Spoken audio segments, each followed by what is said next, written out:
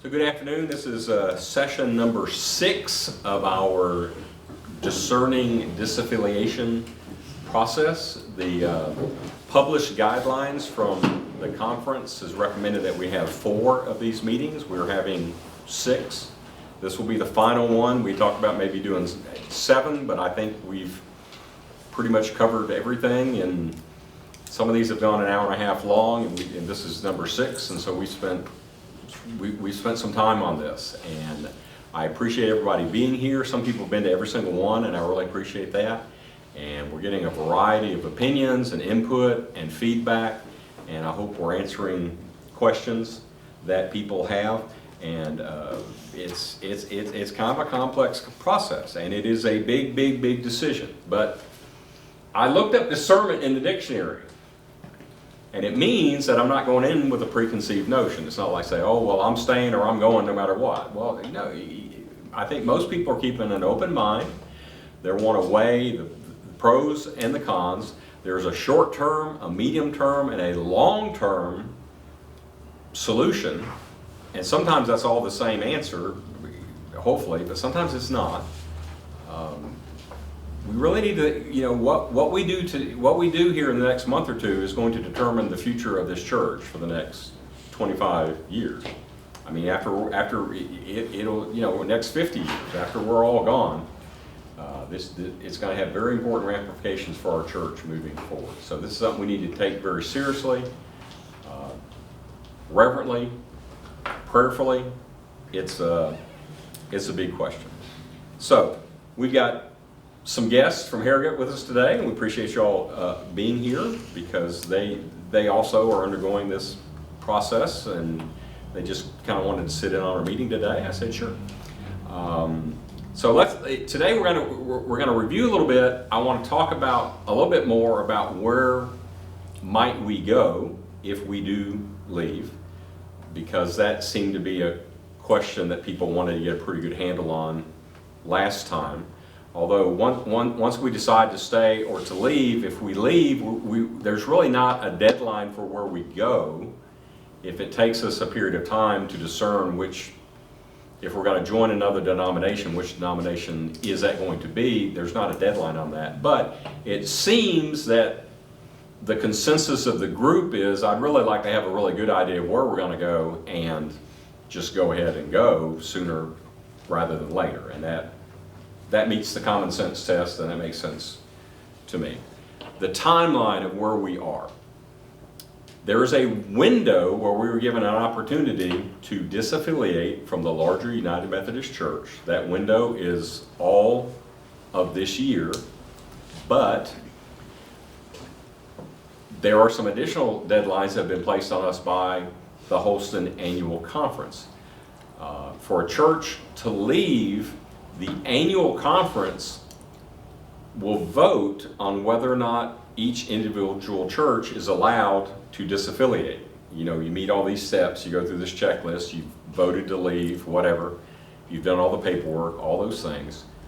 Still, the annual conference has to vote to agree to allow you to leave. Okay?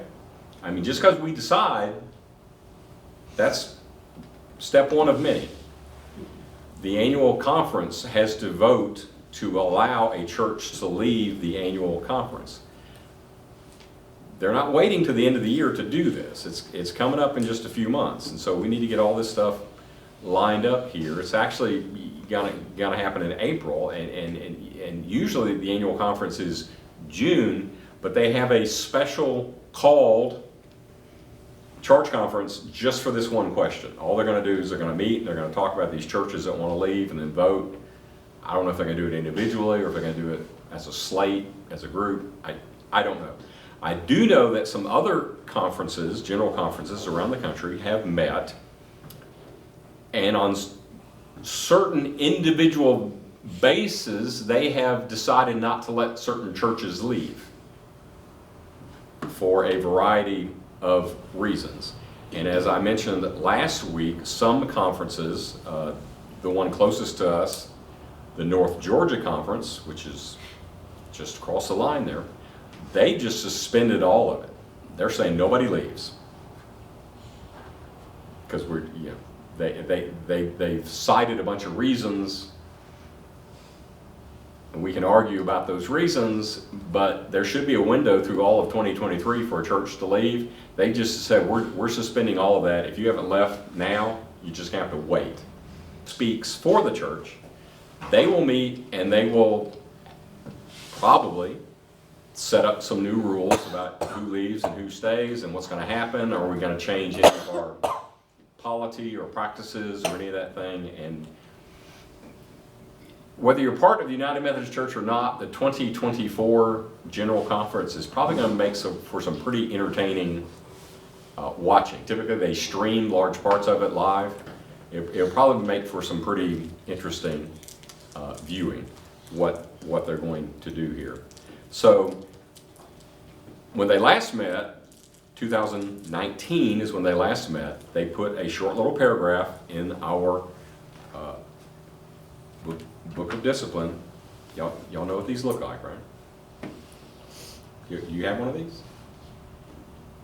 Some of you do. So I know Methodists that have some of them. They put a short little paragraph in here that gives certain churches the ability to vote to disaffiliate, to leave, to take all their stuff and go after paying some fees and some unfunded liability things and stuff like that. If they have a question of conscience about sexuality and the way the church deals with it, or the way that the church in a practical way has dealt with it. So if you have that is the question. You don't leave because, well, we can get a better financial deal over here. We're going to leave because we think there's too much bureaucracy. We're going to leave because fill in the blank. That's not the question. The question before us and what we will vote on when the district superintendent comes and we have the official vote, that vote is, and it says on the thing, and I'm sure she'll make it very clear, that the vote is a question of conscience about the church's stance on human sexuality.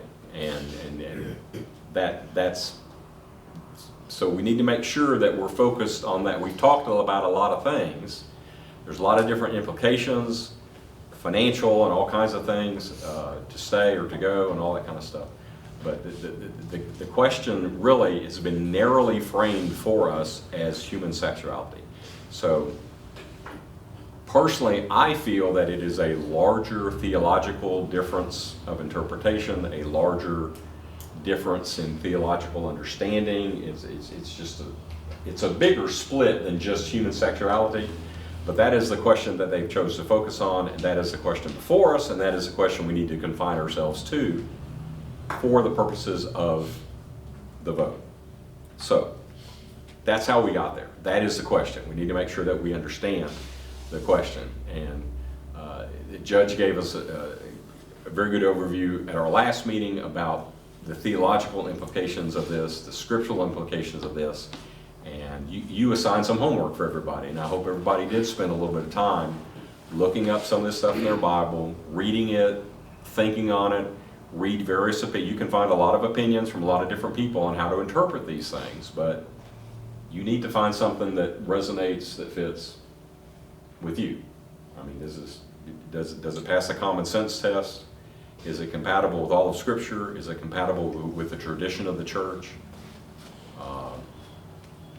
Or is it a recent cultural, political thing that is really more temporary in nature? So, I mean, that's for you to decide. I mean, seldom do I tell you what you should think. I often try to talk a lot about the process and the methodology of how you arrive at a good opinion. But your opinion is your opinion. And you're an adult, and you're allowed to have your own opinion. And I'm not going to tell you what your opinion is, and I'm not even going to tell you what it should be, because that's above my pay grade. That's what's before us.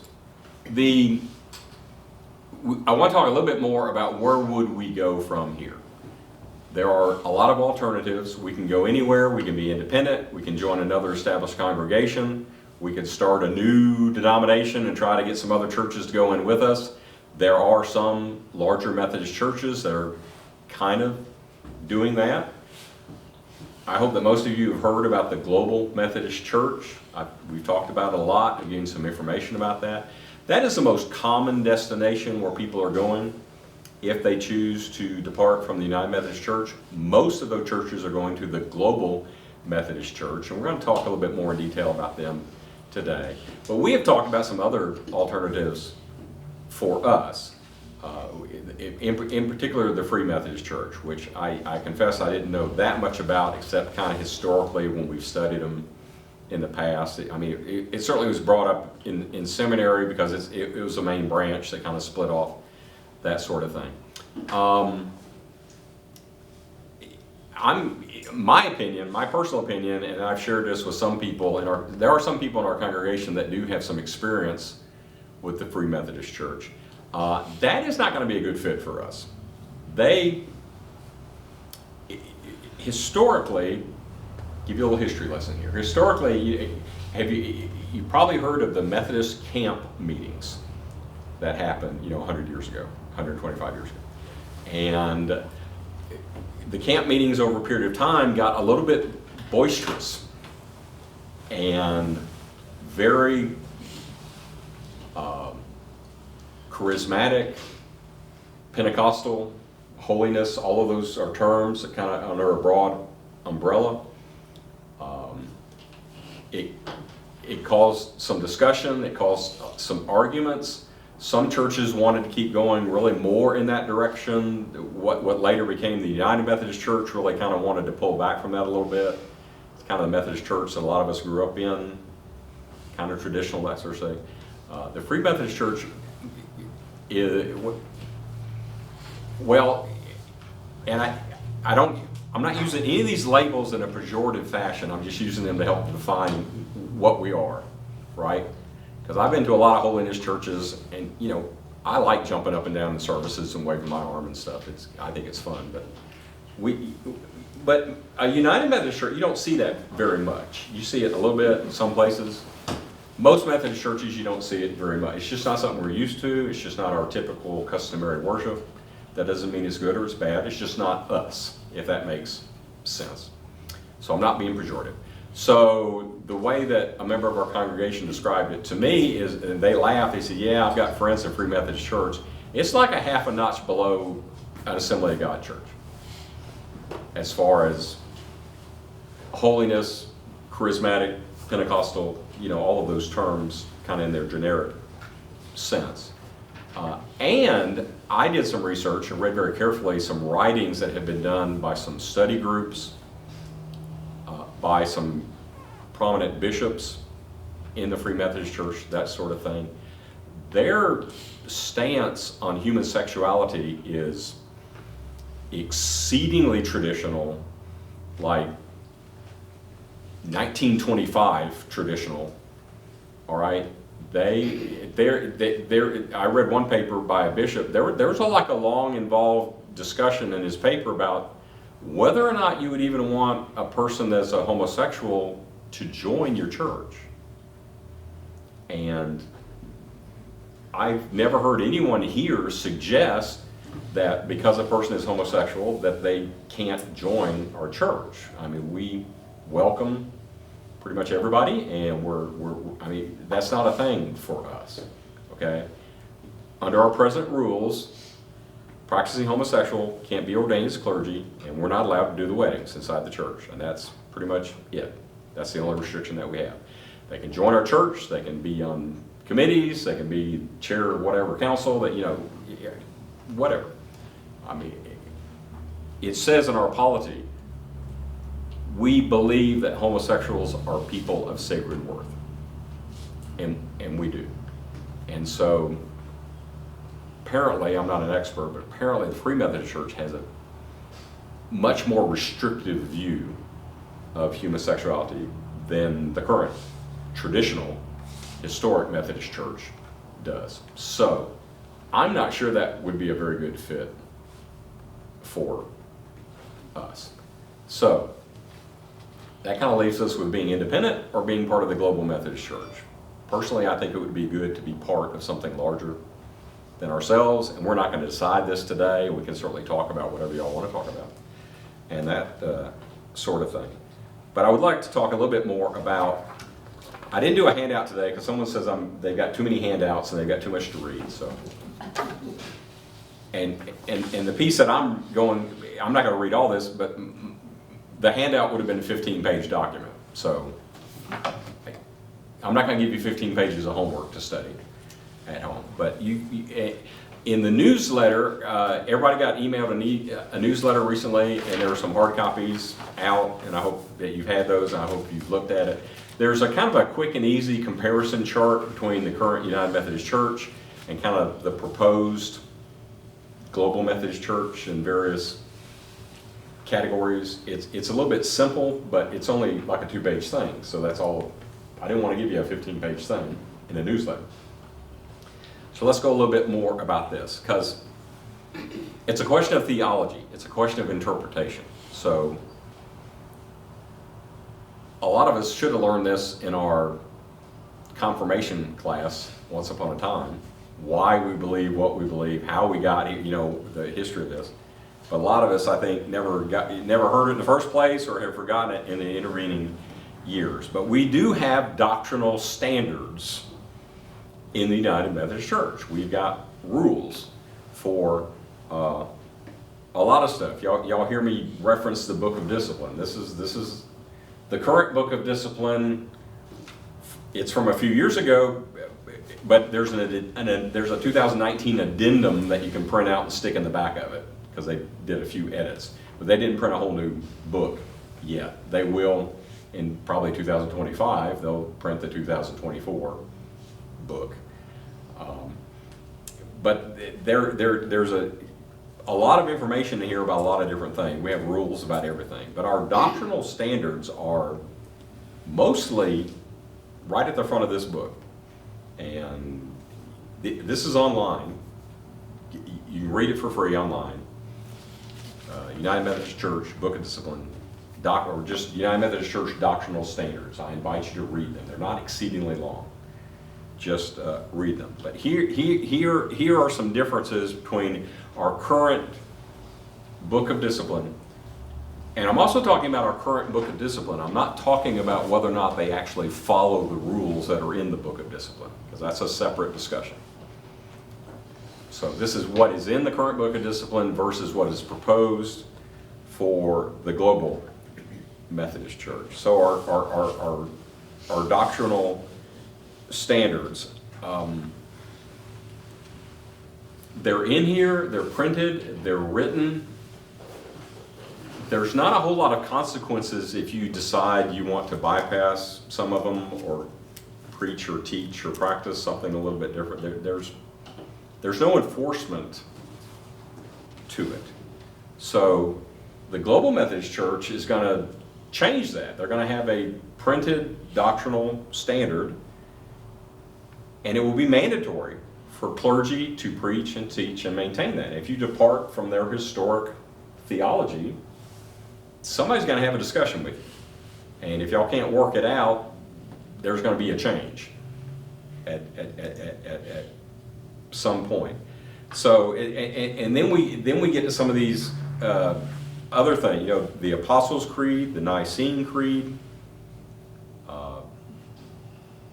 the definition of theology, Chalcedon. I mean, there's a lot of these historic documents that do a very good job of concisely spelling out theology, and that was the basis of traditional Orthodox Christianity. Our current United Methodist Book of Discipline, we reference those things. The book of the hymnal has got some of those things in the back, but they're not listed as doctrinal standards. It's not a standard theological understanding of the United Methodist Church. The Global Methodist Church, those foundational documents are going to be printed and listed and say these are part of our doctrinal standards. So traditional, orthodox understanding of Christianity. There are other things that we reference as doctrinal reference points for the United Methodist Church. One of those is what's called John Wesley's standard sermons. We refer to a body of John Wesley's printed sermons. There are 44 of them that we reference and call his standard sermons. They're public domain, they're easy to get online, you can look on them. This particular volume contains more than the 44. I think he has like 151 published sermons. This is not all of them. This is an anthology of a bunch of them. This was done co-edited by a professor of mine from SMU from a long time ago, from Perkins. And this has a lot of things in here. It's also, if you pull it up online, you're going to get the original text. It's going to be in 17th century English with 17th century, spelling and all that kind. He has taken them and edited these, not for content, but for, and there's still some of the old grammar in there, but he hasn't changed it very little. But he took out the these and the thous, and he took out all that stuff. And the way that words have changed their spellings over the years, and some commonly used words that they used then, but we don't use now, he's changed those. So it's just, if you can find a modern English John Wesley standard sermon, it's a lot more readable, a lot more understandable. And the Book of Discipline mentions those, but it never cites them. It never specifically says what they are. It's mentioned kind of in passing. Global Methodist Church is going to have it's just going to be part of the doctrinal standards.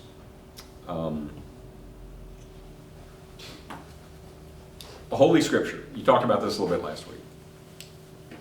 In United Methodist Church, it says that is our primary source and criteria for Christian doctrine.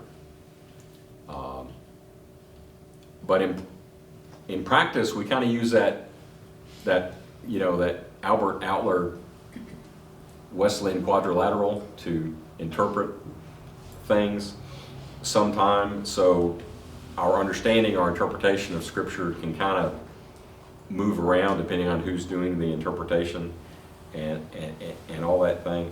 The Global Methodist Church has put this in their preliminary book discipline. It says that it is a primary rule and authority for faith, morals, and service against which all other authorities must be measured. Scripture is the rule by which all other things must be measured. Our liturgical stuff, what we say in the service, and the services we use, and the format of our services, and all that kind of thing, we kind of use a thing called the Book of Worship. They will probably develop for something similar to that. The way that we relate to the world a little bit, we have another book which I was going to grab, but I guess I have it at home. It looks very similar to this. It's a very similar size, and it's called Our Social Principles, if you've never seen that. It's also online. You can go to UMC Social Principles, and it is a book of essentially resolutions saying this is the church's official stance on, and you fill in the blank. There's hundreds of things in it. Our church has an official stance on abortion. Our church has an official stance on the death penalty. Our church has an official stance on hundreds of things, and it is listed in our book of resolutions. But those things are not binding. They are instructive but not binding, if that makes sense. The Global Methodist Church has been talked about doing one. They will not cover hundreds and hundreds and hundreds of items. They will limit it to a very small number of items and say these are our principles, and some of the resolutions are very specific about maybe like a certain UN resolution or something. The Global Methodist Church, they're going to try to, there will be a lot less of them, they'll be easy to understand, they'll be a little bit more generalized in nature, and they will be binding. It'll be part of our official theology. It'll be part of our official doctrine.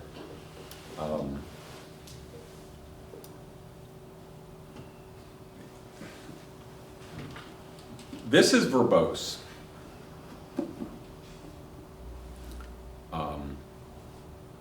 If you look at our doctrinal standards, and you look at the doctrinal standards section of this, it is 61 pages long. And if you want to include the Book of Resolutions in there, the Book of Resolutions all by itself is 872 pages. So it's a lot of stuff to kind of go through quickly. The Global Methodist Church, their current statement is 2 pages long. And then they'll reference some of this other stuff as well. But the part that they wrote is 2 pages long instead of 900 and something pages at long. The Global Methodist Church has got a pretty easy to understand position on abortion, homosexuality, marriage, all of those things. Sometimes some of this is a little bit harder to unpack in the United Methodist Church, particularly when General Conference meets again. And we've already talked about the fact: are they going to swing wildly liberal? I don't like those terms, but if all the traditional people leave, or a significant fraction of the traditional people leave, well, you would think that now the liberals have got a lot more votes to do some things that they've been trying to do for 20 or 25 years. Culturally, homosexual marriage is legal in the United States now. That's a very recent development. So how does the church view that sort of thing? I don't like to guess. I can't tell the future, but certainly the future United Methodist Church is they're going to do something to recognize same-sex marriage, because this is a goal that they have overtly said they're trying to accomplish. They've been trying to accomplish for a long time, but I don't know what that language is going to look like, but that language is going to be in there. It's going to change. The Global Methodist Church, defines it as a legal and spiritual covenant of a loving and monogamous relationship between a man and a woman. So, pretty easy to understand, pretty direct. Some of these differences are kind of interesting to look at. They already have a mission statement. The mission statement for the United Methodist Church is to make disciples for Jesus Christ for the transformation of the world. The mission statement for the Global Methodist Church is make disciples of Jesus Christ who worship passionately, love extravagantly, and witness boldly. And that's nice. So there's a lot of overlap here. The sacraments are going to be almost identical. There won't really be any changes in there. There will be some changes as far as the organization of churches. Locally it'll be very similar committees, similar all that kind of stuff. A lot less layers of bureaucracy for the larger church. They won't have district superintendents. They'll have a thing called a presiding elder, which is what district superintendents used to be called in the Methodist Church, but they changed it once upon a time. And it will be something that you'll help supervise a group of churches around you, but you're probably still going to be the pastor at your church while you do those other things as well. It won't be just a separate freestanding thing like it is now. Bishops will be appointed for a period of time. And when they're done, essentially they're going to have term limits. And then once they're done, they'll either go back to preaching in the local church or retire, whatever. Now, once you're a bishop for life. Once you're a bishop, you're never not a bishop. You always participate in that process. All the retired bishops are always there, right in the middle of everything. A lot of clergy people, when they retire, they still keep showing up and trying to influence the process. And I never really understood part of that. Once they retire, they should probably retire. We've already talked about church property, how that's going to change, that kind of stuff. The way that pastors are sent to churches will be quite a bit different. There will still be a bishop who has the final say, but the local church is going to be a lot more involved in who's going to be our pastor, and we want to meet them and talk to them, and we're looking for this and this and this, and trying to find a match and all of that sort of thing. It'll be a lot more collaborative process. There's three parties involved. I mean, there's the bishop and the church and the pastor, and so they all would now have input into this process and would meet and all that kind of thing. Currently, pastors in the United Methodist Church are appointed to a church year to year. In the Global Methodist Church, a pastor is appointed to a church until the bishop says it's time for us to make a change. It's not even an annual thing. It's whenever the pastor says, it's time to make a change, or the church says, maybe it's time to make a change, or the bishop says, I would like to move you from over here to over here because I need you over here doing this for me over here. So kind of not exactly open-ended, but you would think that you can probably all remember the time, y'all have had a whole parade of pastors go through here for 2 years, 3 years. I mean, I think your average is like 4. And I'm your longest tenured pastor ever. And I haven't been here that long. And I mean, from my perspective, I don't know what you can do in a church as pastor if you're there for 2 years and then you want a 15% raise, so you go to a different church so you can get a 15% raise. And it'll be different in the Global Methodist Church. We talked about the bishops, all that kind of stuff. There's going to be fewer of them, not as many, a lot less bureaucracy, a lot less levels of that. We'll still have annual conferences. We'll still have general conference. There will no longer be a jurisdictional organization, which is a level of bureaucracy that they're just gonna get rid of. There are 12, or depending on how you define it, 13 general agencies of the church, employing hundreds and hundreds of people. I think the Global Methodist Church is going to cut that probably by 75 or 80% and have a small number of people working at the big church. There will still be judicial boundaries, and then overseas will be a different judicial boundary, and all that sort of thing. If a lot of it is just going to be simplified. Here's a little chart showing we have an organizational structure for our annual conference. Okay, the lay leader, the connectional ministries, council of finance administration, all these different groups, committees, areas have different people. So currently we have 25 of those people and or groups that come together that report to the annual conference. Board of pensions, board of trustees, there's a lot of them. Some of them you've not heard of because they're kind of small, but all that kind of stuff.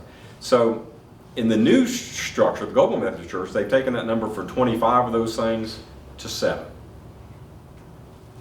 And number 7 saying any additional board that needs to report, which is a lot of them won't need to report on an annual basis. So again,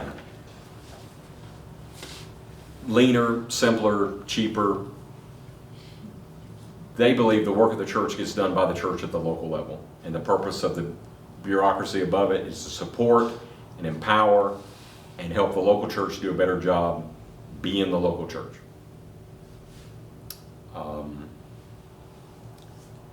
Accountability for clergy.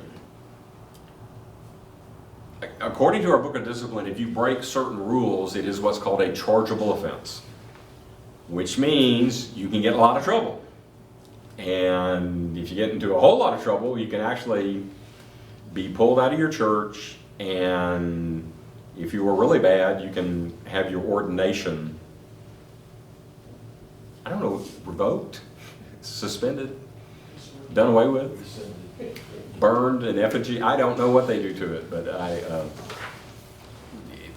typically when it gets to that point, people just leave. You can see the writing on the wall. You just say, well, I'm going to write a letter, give up my ordination credentials, that sort of thing. Although, as we've talked about over these last few weeks, there are plenty of chargeable offenses that aren't being charged right now because they've just decided we're not going to make trouble. We're going to let all this play out. We're not going to charge anything. The Global Methodist Church not only has chargeable offenses, but they can relieve you as a pastor there's an administrative process for incompetence. Oops.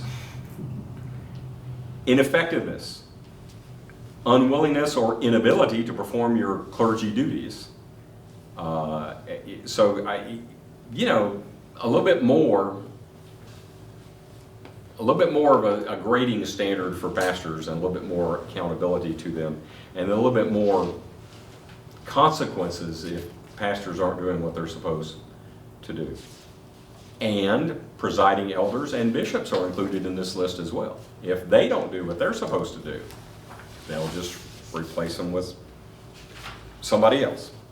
A lot of this is a lot of detail that you probably don't care about, but I will make this available to you if you would like to read this. So I hope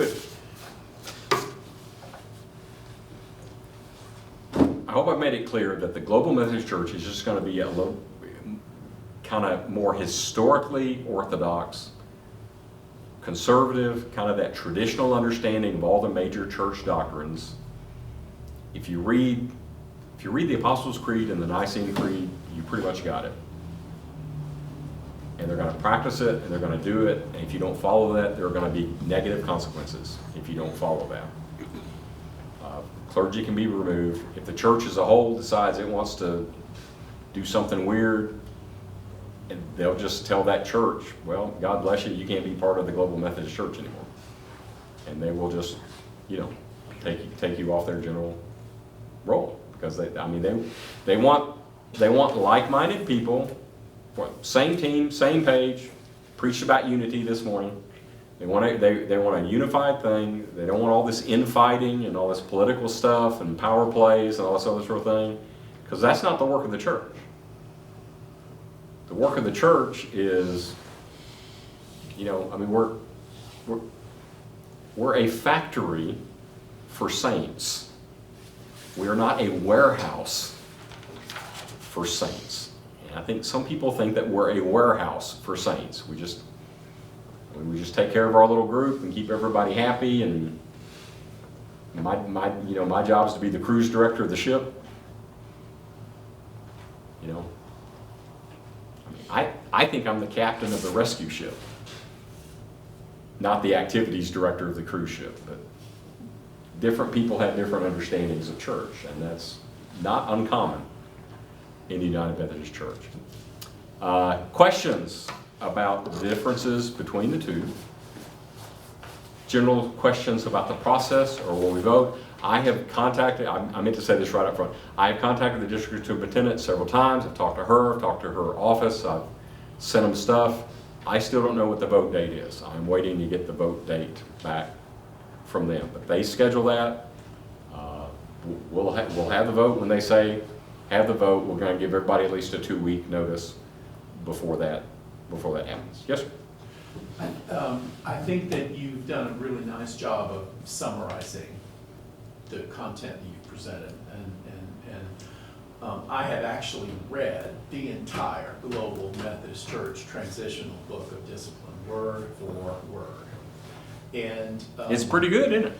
It actually is. It's pretty good. I would just suggest to everybody, whether you're here or hearing this or seeing this on YouTube, to go to their website and look at their materials. They have very nice frequently asked questions section.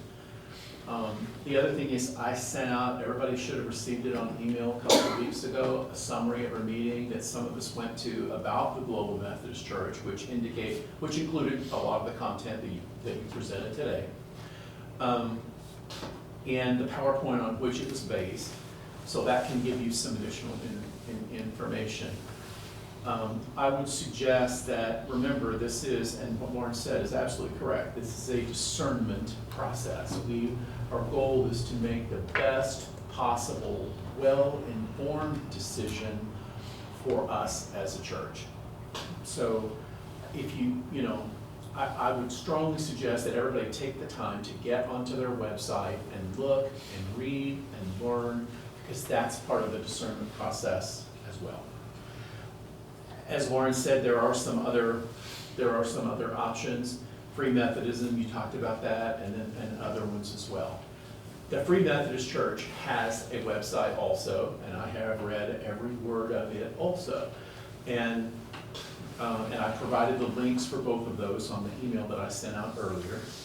I would suggest that you look at that as well. I agree with you that in my personal opinion, it may not be the best fit for us, but I think in order for all of us to make the best possible decision, we need to be as informed as possible. So I would urge you to get onto their website at mc.com, I believe it's. Anyway, and see what they say. They are, I guess in the context of what you said, don't let me misinterpret it, a bit more conservative in a lot of ways. Yep. They do not prohibit people who are homosexual from their services. They do not do same-sex marriages, but they do welcome everyone into their services and their activities and participation and those kind of things. I'm actually on their website right now. There's nothing that prohibits that at all. And there are some references to Pentecostal kind of topics, but nothing that I would consider to be rabid or hardcore, or that this is actually a core part of our worship or our beliefs. So I think it's very important for everybody to just take advantage of the resources that you have. So when it comes time for us to make a congregational vote, that we do so as informed as possible. And I do want to underscore the point that you made about the question at hand being the sexuality issue as opposed to other things, which also loom large. And if you know somebody who is a member who you think may be going to participate in this vote at whenever it happens, who maybe hasn't been to these meetings and maybe they haven't viewed these YouTube things, please encourage them to do that, because we want to make sure that when they come, they are also as informed as possible, so that we can have the best congregational vote, quality vote that we can have. Because Lawrence is exactly right. The vote that happens here is going to impact this church for a very long time. And it is incumbent on us, for not only ourselves, but the people who come after us, to get it right. We got Yeah, and it's very easy to use labels and caricatures and make overly simplistic statements. Right. Like, oh, well, if you want to leave, that just means you're some bigoted, racist homophobe. Right. Well, no, that's not what that means. Exactly. Okay, it's a lot more complex, it's a lot more nuanced than that. Or you get some people that are very traditional minded, and that's okay. But they can say inflammatory, incorrect, overgeneralized things as well. They can say, oh, well, we got to leave the United Methodist Church because they're going to do this and they're going to do that, and they're going to expose our kids to all this crazy transgender sex show. Just look at the news and you can see all this stuff. And I don't think that's accurate either. But you know, both sides, when you know, I talked this morning about learning how to fight fairly. It's kind of starting to get down to crunch time, and both sides are starting to kind of snip a little bit more and more and more at each other, and the rhetoric is going to get a little bit more inflammatory, and the name calling is going to rise up, you know, as we get closer to these things. And it's important to realize that's not the question, that's not the issue, that's not the deal. I mean, the question is before us, and our task in discerning is, what is God's preferred future for this church? We're going to be part of this group, going to be part of this group.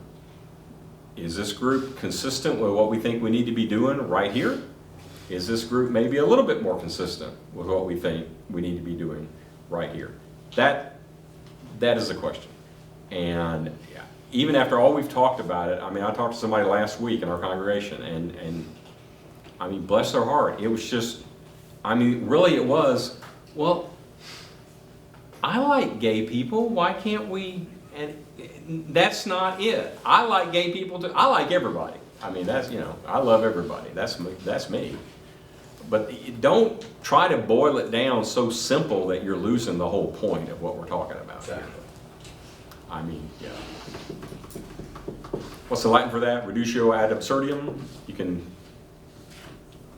simplify to the point where it's ridiculous, and that's, you can't put these things on a bumper sticker and communicate the nuance and the complexity and the subtlety of what we're talking about here.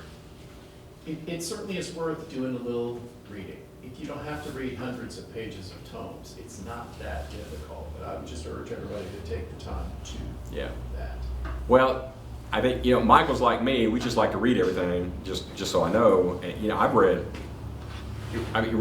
thousands of pages in the last year and a half, thousands of pages of information about this topic, this subject. And it's kind of a moving target. You know, there's news, there's developments, things happen, things change.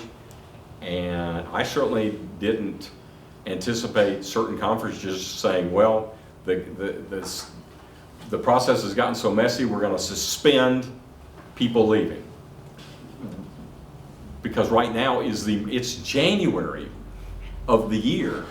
I don't know how you can suspend it. That baffles me. But I don't know what's going to happen 6 months from now. You know, you said that the DS had not been back with us about a date. Do you think there's a possibility? And I think I know the answer to this, but it just makes sense to me as opposed to what may happen. But I wonder if it would make any difference. As I'm saying this, I think I already know the answer, but I wonder if it would make any difference if we were to say, you know, we would really love for you to come and do this for us. Well, she doesn't have any choice, she has to anyway. But it would be nice to know it'd be nice if you could give us maybe 2 or 3 dates that we could pick from to maximize our congregation's ability to attend and participate, which is what we want in the first place. I wonder if you think that would be, because the reason I ask is that, I'll just say it, she has a history of putting out some dates with incredibly short notice, and there you go. And well, sometimes that happens. Sometimes that happens at the conference level as well. Sometimes we're surprised that we get really short notice of things. Although we are required to give a 10-day notice for a congregational vote like this, just to give ourselves a safety buffer, we're going to do like a 2-week notification. And so I hope they're able to schedule this stuff at least 2 weeks out. I will contact them again Monday morning. I will try not to be irritating or abrasive, but I will be what they taught us in sales training, to be politely persistent and just pleasantly bug them till I get an answer about when are we going to have this vote, because we need to know this so that we have a lot of steps we need to take, and there's a lot of paperwork thing, and you know, the paperwork has come together and all that other kind of stuff. So It's kind of a complex thing, but we just didn't make sure it gets, I think we need to pay a lot of attention to the detail, the paperwork and the process, and they want it done in a certain way, so that's the way we're gonna do it. Can't take a shortcut, say, oh, we'll get that later. No, just do it, sign it, document it. It's like, it's like I'm building a legal case. I say, Judge, here's my brief. And he's really impressed when you've got a comprehensive, complete, well-researched, well-written, this is all done correctly. Okay, we'll go ahead and approve this. So that's, whatever decision we make, that's what we want. Say no to us based on a procedural thing. Yes. We didn't check all the boxes, Exactly. do them in the right order or any of that stuff, but it'd be really nice if we could give them a choice of some dates and have them, or if they could give us a choice of some dates to pick from, because I would suspect not just for us, but for any church, there'll be some dates where there'll be not very many people who can be there for a variety of circumstances, who knows what, doesn't matter. And then there'll be others where more people can be. And so it'd be really nice if we as a congregation could take a set of, 2 or 3 dates that we know would work with the DS, where we could talk amongst ourselves and go and decide which date would be best, so that the most of us possible can be Well, there. I would be happy to that. And I know you have no control over that. Well, yeah, just between today and tomorrow, though, email me or text me and say, these are the 3 days that I think would be good. A Monday night, a Sunday afternoon, things like that. Wednesday morning at 10:30, I think is bad. We've got people that work. We've got people that are professionals that are out doing their stuff. Wednesday morning at 10:30 is not going to be a good time to have a congregational vote. Right. And I hope that they wouldn't suggest that. But there's only a certain number of days left before certain deadlines kick in, and I don't know how many churches have requested these things. I don't know how many of them she can do in a day. I don't know if she's going to allow a designated elder to preside over these votes. I don't know any of that. Right, But sure. I will just politely, persistently pester them until I get an answer. Any questions, any comments? We're almost wrapped up here. Yes, sir.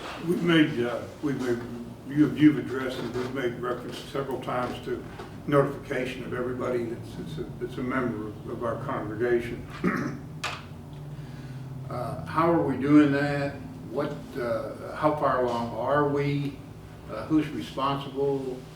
And just kind of a general update of what's going on with it. I'll try to fully answer the question the way that I understand it. We're currently undergoing a careful membership audit. The people that keep track of member records are just comparing notes and making sure that we're compliant and all that kind of thing. One member asked me, well, these people, this would be a good time to clean out the roll. No, cleaning out the rolls is a long and complicated process. It has to be done by charge conference action. It takes at least 6 months to do all of that stuff. That's not what we're doing. We're just making sure that I had one lady who's been probably a member of this church for 40 years come up to me this morning. She goes, I don't specifically remember joining. We've got 40 or 50 or 60 years worth of records, and they're just going through and double matching and double checking and all that kind of stuff. I think it would be a good idea to, once we think that list is 99% correct, we're going to print it, we're going to stick it in here, and you need to pick it up and look at it. Say, oh, I'm good. I'm in here. Or if you think you should be on that membership list and you look at it, well, my name's not on here. Well, you need to come see me, because we've made an error in the paperwork, or something got lost, or something got misplaced, or you thought you joined and actually you never did for whatever reason. But part of the criteria is we have to make sure, we've got to be able to document that every member of this congregation has been notified. One of the processes. We don't have to reinvent that. There's a policy for that. We're gonna send everybody emails, we're gonna send We're everybody, gonna send it registered mail or by emails or what? no, I'll probably use 4 different methods for every single member. I just think You'll get a piece of mail, you'll get a call, you'll get a text, you'll get a email. We just have to have- You'll get tired of hearing about it. But I just wanna make sure that That's good. everybody, That's good. yeah, we're just trying to be very thorough. And I think that's what your question was. Are we being thorough? Yes, I think we're trying. Need to have our ducks in a row before we challenge them to certain days and everything. We gotta be ready to go. Yep.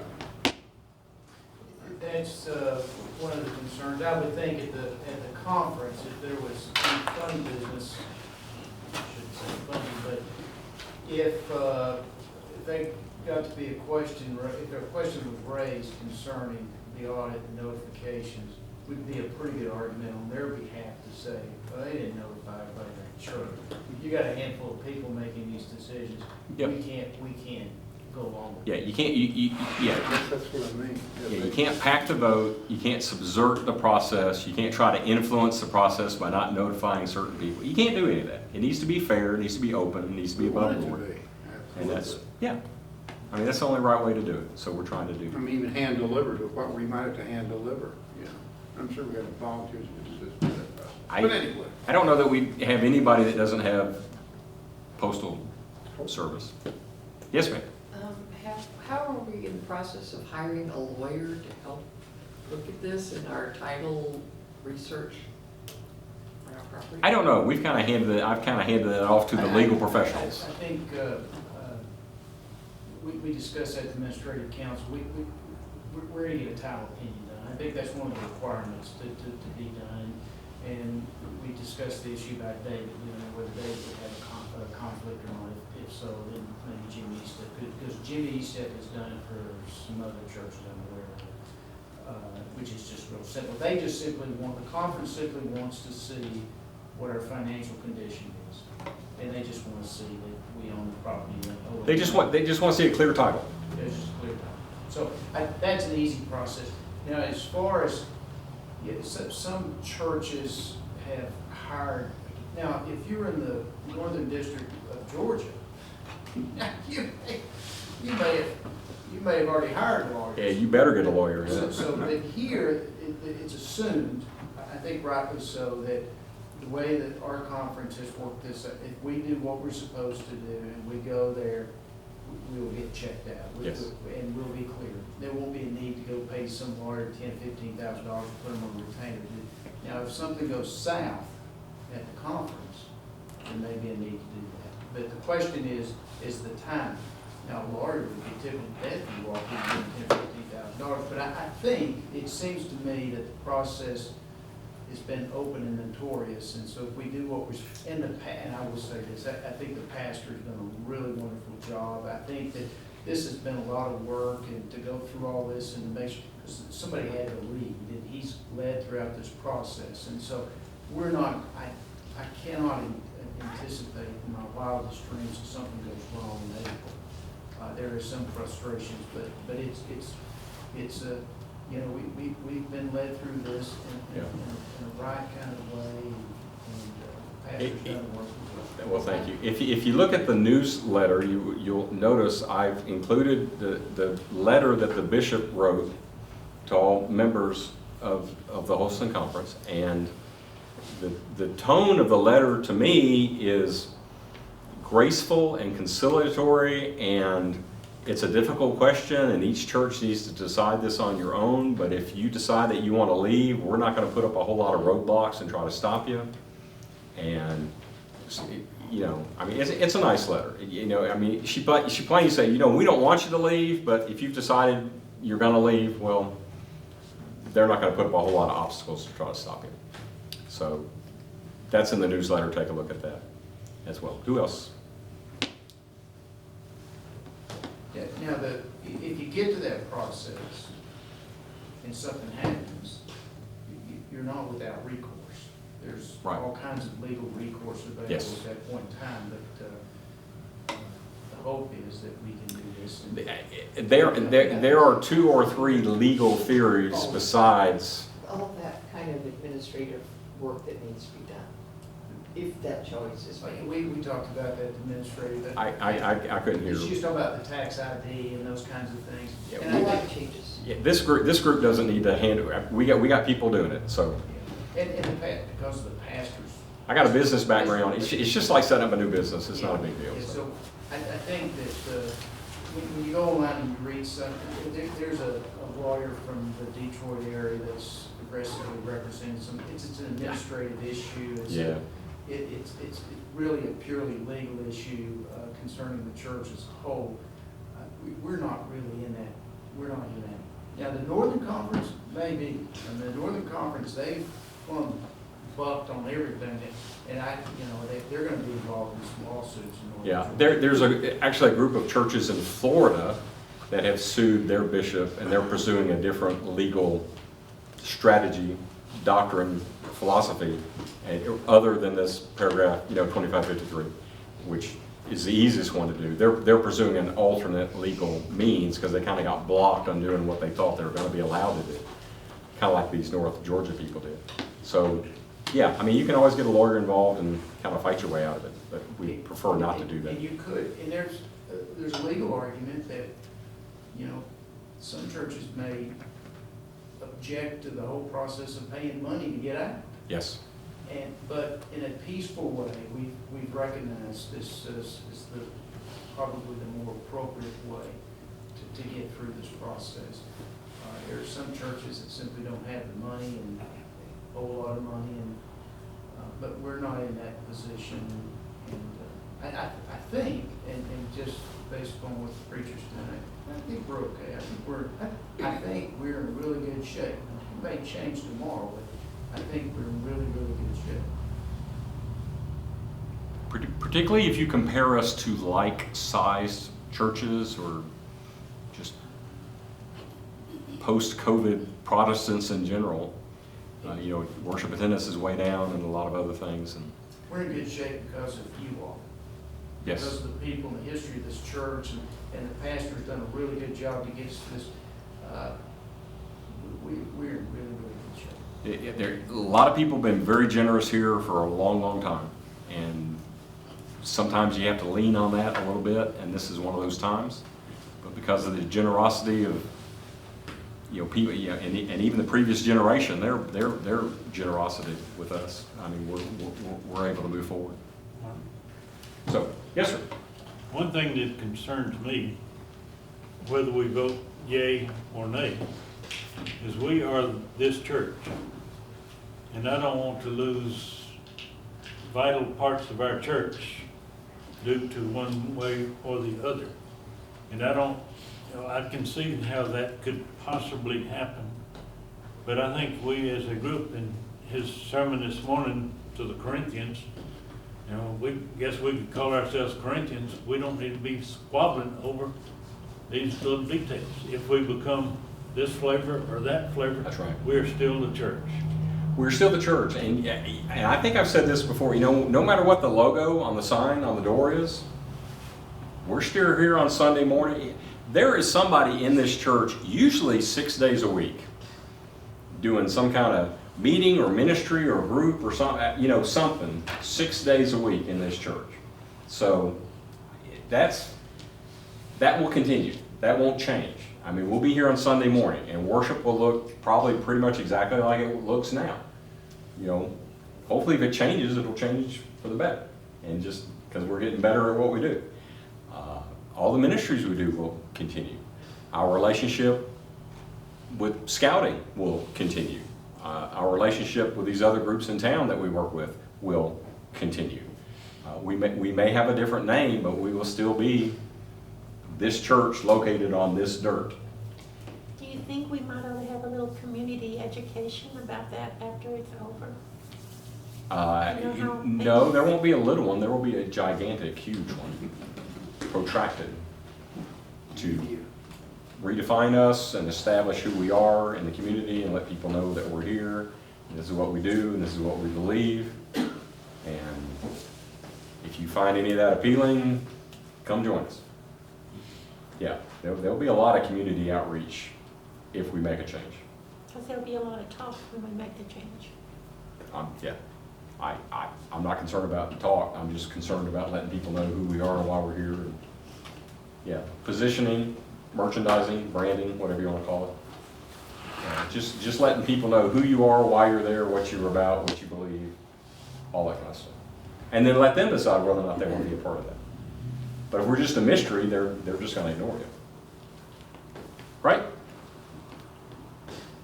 All right, appreciate y'all coming out on a wet Sunday afternoon. This concludes session number 6 of 6. Don't come next week. I won't be here. Come next week. Come here, yeah. We'll probably be cleaning up after, we're having our 5th Sunday lunch. Y'all come join us for 5th Sunday lunch. We appreciate y'all being here with us. God bless you. Y'all have a great day.